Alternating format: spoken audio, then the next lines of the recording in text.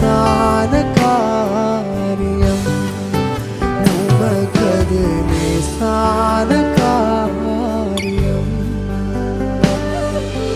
லேசான காரியம், எதுவும் லேசான காரியம்.